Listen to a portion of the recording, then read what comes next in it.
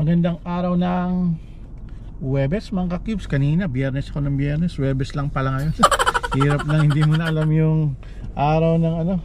Sinasabaw ka lang 12 oras, wala ka lang paki sa araw. So ito, so bali araw ng Huwebes ngayon. So kasama natin si ating nag-iisang ikaw. Ayan, so walang ganang kasi dadaling ko lang siya, mangangawil lang kami. Mangingisda lang kami. Titingin lang, hindi naman mangingisda, titingin kami ng sa Port Hope. Pupunta kami ng Port Hope, tignan namin yung salmon rod sa fish ladder. Tignan natin kung marami na. Tapos magta-try din tayo mangisda. Tignan natin kung makakahuli tayo. So day off na naman natin as usual mga ka-cubes. Ito ang ating araw ng day off. Simula kahapon, pero kahapon ano lang tayo, nagpahinga lang tayo dahil nga bakit ba? Isama mo yung sarili mo. Isama mo yung sarili. So ganyan naman ang ginagawa natin mga ka-cubes. So pahinga muna tayo ng isang araw. So tulog-tulog lang tayo, kain-kain. So yung second day ng day off natin yung yung ating talagang gagalawan natin. Tapos yung panghuli, pahinga na naman ulit yun. So lalo na pag 4 or 3 days. So ganun ang ginagawa natin.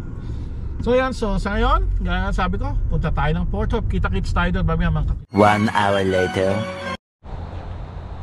Yun mga ka-cubes, eto andito tayo ngayon sa Port Hope. Kasama natin si Nag-iisang ikaw. Yan. So andito tayo sa fish sanctuary for fish ladder. Dito tayo. So titingnan natin yung mga salmon. Hopefully marami na. Nakaraan kasi kukunti pa. So sa ngayon yan na, ang dami na nila. Nakakita nyo sila. Nakikita nyo ngayon yan. Ano? Ang dami nila. Marami na. Ang dami na nila. Ayun. Ayun o. Ang dami nila doon o. Ang dami na nila. Ang dami na.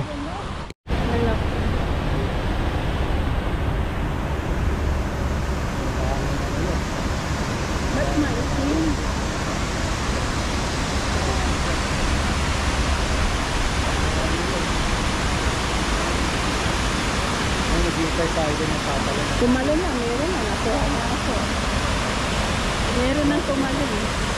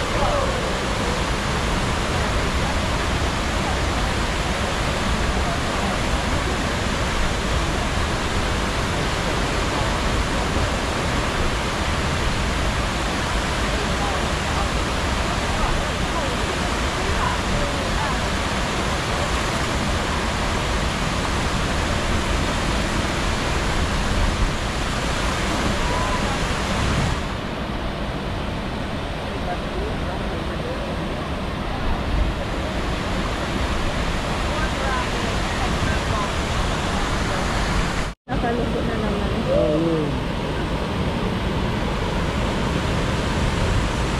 Mga doon pati sila lulusot. May babalik. Dami na kaluto eh.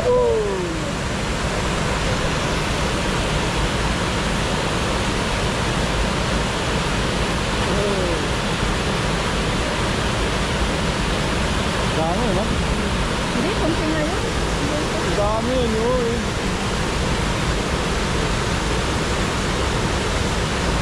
Marami nang nakakatalo na yan.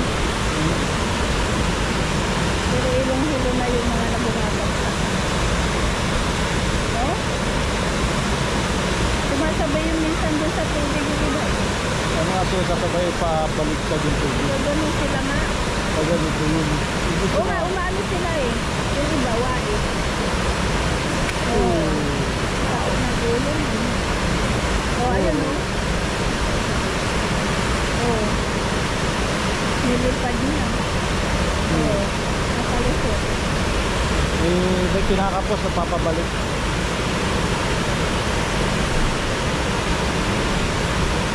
Mabilis ngayon yung tubig yan eh.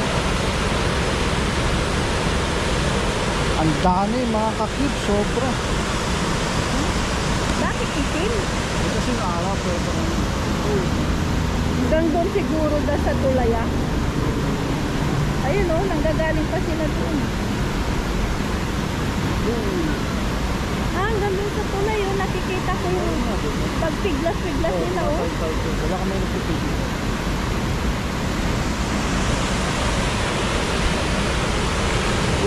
Nakabalik. So yun mga kakib, so tapos na tayong tumingin ng mga salmon doon. So bali, tingnan natin kung makapag-fishing tayo dito. Kung di, doon tayo. Yun mga kakibs, eto. Anong oras na? May pasok tayo bukas, sayang. So bali, wala pa tayo nakahuli. So, pero meron nakahuli kanina isa. So usually kasi ganitong oras nag-uumpisa. Pero since may pasok nga tayo bukas, overtime natin bukas. Bukas na lang pagtapos natin ng overtime natin. Tsaka tayo diretso tayo dito, tingnan natin kung makakapunta kami. So kasi sa tingin ko ngayon hindi pa umpisa ng ulit eh. So baka baka bukas subukan natin. So ganun na lang gagawin natin. So siguro mga another half an hour pag wala, uwi na tayo. Dahil papahiga pa ako. Pasok pa bukas. So yeah, so ganyan tagang fishing. So ang ganda sana dito. So pwede ka mag-overnight dito. Ganyan, pwesto mo, back up mo lang yung sasakyan, ganyan lang. Yan, nandiyan ka na. Yun nga lang. Wala tahimik yung ngayon. Wala nga Kaya ito, hintayin muna tayo.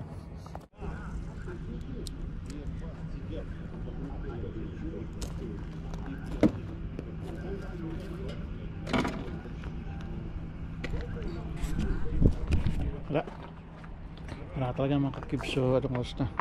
7:30 na. So tara, bukas na lang siguro, balik na lang tayo. So sa ngayon, pahinga muna tayo. Pabiyahe pa tayo isang oras. Yan, so kita nyo naman iintay pa rin yung mga anglers dito. So wala talaga, tahimik eh. Siguro mamayang gabi pa yan na Ayun, so hanggang dito na muna mga kakibs. Kita-kits na lang tayo ulit